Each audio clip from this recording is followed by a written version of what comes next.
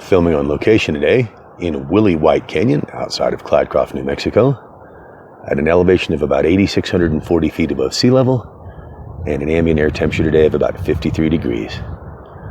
Just a few patches of snow left.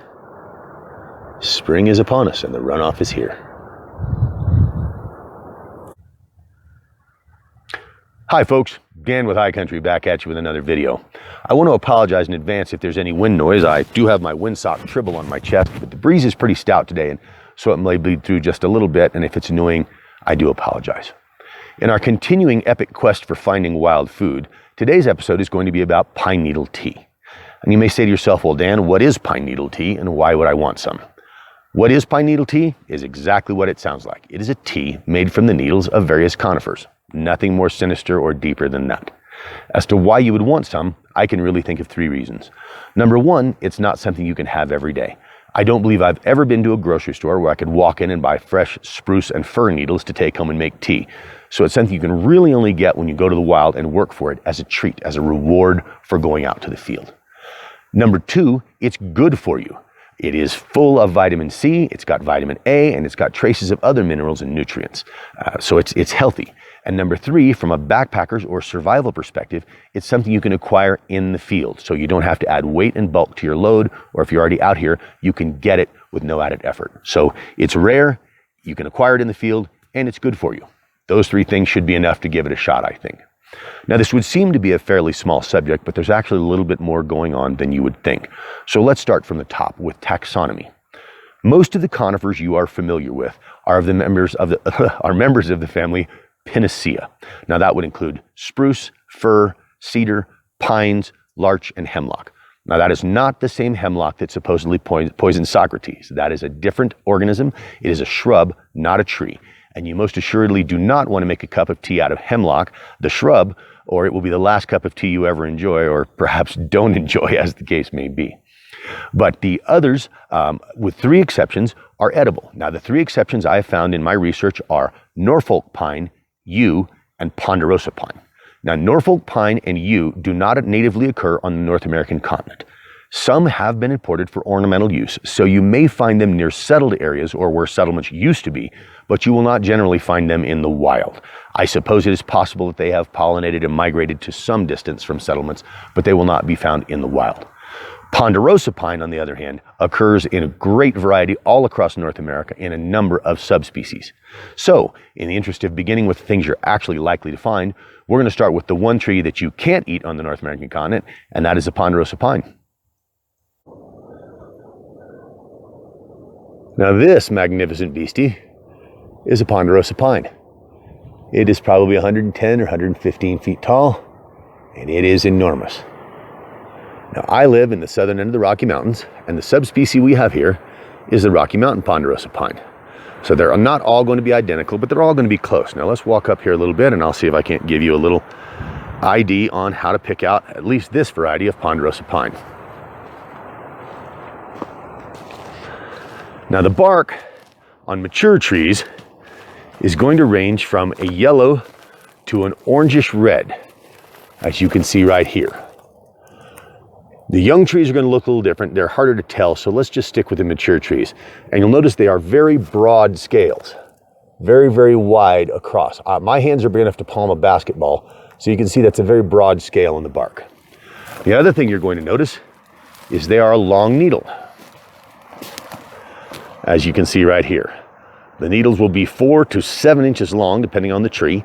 Now, not all long needle trees are dangerous. Not all long needles are ponderosa. The white pine, for example, also has very long needles. So you need to consult an expert in your area as to which are the safe trees for you to eat.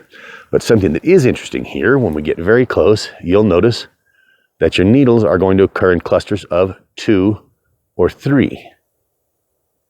Always. And that is something to keep in mind. So there's a little bit of idea about the Ponderosa pine. That's the one you do not want to indulge in. So let's go on to the ones that you do. All right, here is a likely candidate.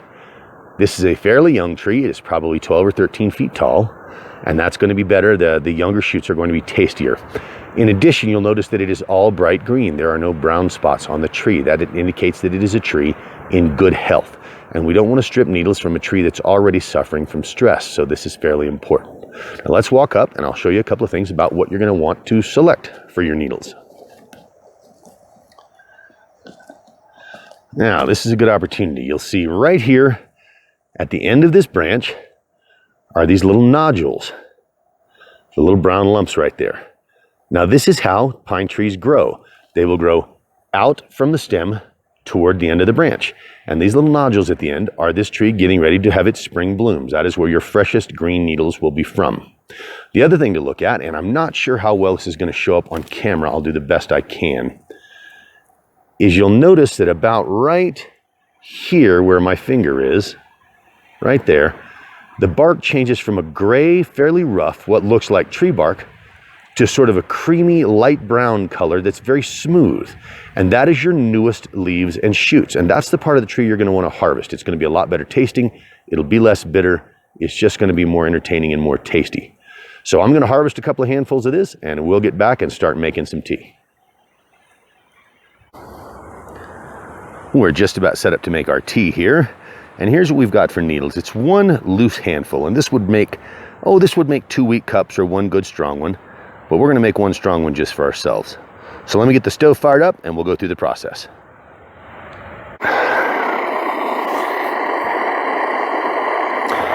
All right, we're getting ready to make some tea here. I do apologize for the turbojet roaring noise. As I mentioned in a couple of other videos, it's simply unavoidable with these pressurized type stoves.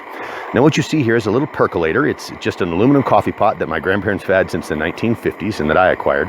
I don't normally carry a coffee pot on the trail, and you don't have to, but you really do want to have two different receptacles for your water and for your needles. And here's the reason. Vitamin leaching is a problem at home. If you're cooking vegetables in a pot, the boiling water will leach the vitamins directly out of the food and into the water, and then you're going to pour that water down the drain and you're going to lose a lot of your vitamins and minerals. Here where we're making tea, it's less relevant because you're going to drink the water that the leaching happens into, and that's okay. However, you can cook vitamin C away. So you want to avoid the heat as much as possible. So what I will generally do is boil my water and then pour it over the tea leaves or the coffee or whatever else. Now here I've got my needles that we acquired in my drinking cup, and I'm going to boil the water in that pot, and then I'm going to pour them over this so that the needles are subjected to as little heat as is humanly possible. Now, something I do want to mention is in order to get the most out of your tea, you kind of want to bruise these needles up a little bit. So what you'll want to do is tear them up some into small pieces, as little as possible.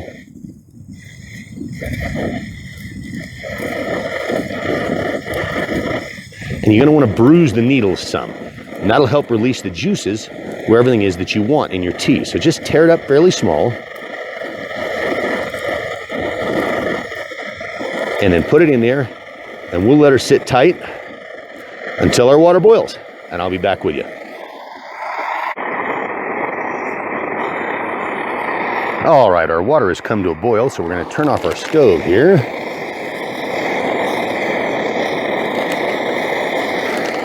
And as soon as it spools down just a little bit, it'll make our communication somewhat easier. Take just a couple of seconds. There we go. Now, this is a multi-step process. If you plan ahead a little bit, or you can probably make this a little simpler, but you need to pour the water over the needles, and then you're going to need to get the needles out somehow because you don't really want to drink them. So what I will generally do is simply pour the boiling water over the needles, which we're going to do now.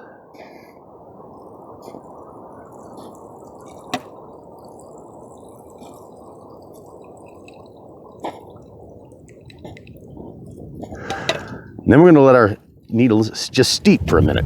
I'm going to put a little lid on here to help hold the heat in. And then you're just going to let them sit for 5-7 minutes. And it'll help the oils and juices that are inside those needles to steep out into the water, and that's where we're going to make our tea. So we'll be back in just a second for the next step. Well, our needles have been boiling for our steeping now for about 8 minutes. So now we're going to go to the next step. You're going to want to be careful with this lid because it may be hot. That was a little warm, but not too bad. Now, I do not generally carry a clear plastic mixing cup or clear glass mixing cup on the trail, but I'm going to strain the tea into this so that I can show you something, and that is the almost complete lack of color. So this is just a brown paper sack that I brought rice in to cook. I don't like to bring plastic out on the trail if I can avoid it. So we're just going to pour this tea directly into this brown paper sack. And it'll take a minute to seep on through, but as it does, it'll start to drain into the cup below as it saturates that brown paper bag.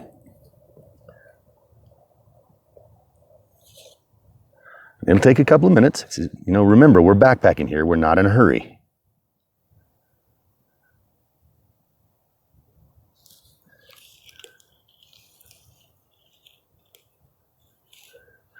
So we'll take a couple of minutes. It'll soak in, and then we'll continue to pour the rest of our tea through. And when we're done, I'll show you what the product is. All right, we gave time for our tea to soak on through that brown plastic paper bag. Now you can use a coffee filter. You could use the strainer basket out of your percolator from your coffee pot if that's what you wanted to do. Whatever it takes just to get the needles out of the tea. You'll notice that the needles will change color slightly. They'll be lighter and they'll get limp, and that's just a byproduct for the boiling process. But now here's the interesting thing, and the camera angle is going to be a little awkward for a second, but I want to show you something. I'm going to try and get this up against the blue sky so you can get a better look at it.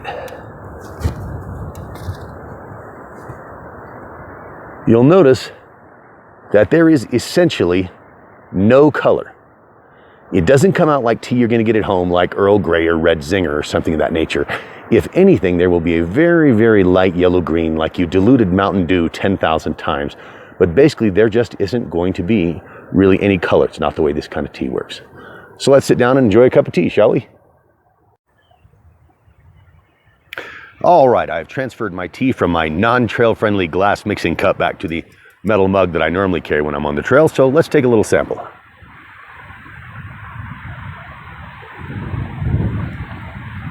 Oh my. How do I describe it? I guess sprucey, for lack of a better word. Even though that was a Douglas fir tree that we took the needles off of, it has a very distinctive taste.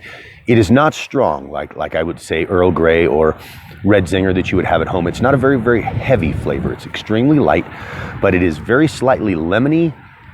I just don't know how to describe it. It's really something you have to experience to understand. Oh man, that is good. I highly recommend you try it. Now, if the flavor doesn't suit you, you can certainly add honey or sugar or molasses, or I've mentioned in the past that I carry this little container full of syrup for having pancakes or cream of wheat or that kind of thing on the trail. But I like this so much just the way it is that I wouldn't add anything to it unless you just, for whatever reason, don't like the flavor. Absolutely amazing. I highly recommend you try it. Oh yeah. All right, well, I want to do two things here. I want to give a shout out to my backpacking friend Mike for the use of the stove. As I mentioned in my stove video, I normally use a jet boil, but if you can't find fuel with a jet boil, it's kind of a useless turd. It's just not going to do you much good. So I was able to use Mike's stove for this demo today, and Mike, thank you very much. I also want to start something new in this video, is that I'm going to give a shout out to channels that I like and that I think are quality channels. And I will put a link to them in my description below. And I want to start today with Bob Hansler. Bob is out of Texas. He's a former school teacher. I believe he's medically retired now, but he does a great series of videos. He's got a huge audience already and probably doesn't need my help. But if you've watched my videos, I truly think you'll enjoy Bob's. He's got great presentation and some great subject matter. In any case, I'm glad you joined us today. I hope that it was mildly beneficial to you and that you enjoyed it to some degree. If you did, I hope you'll come back and see us. I'm Dan with High Country. We'll catch you next time.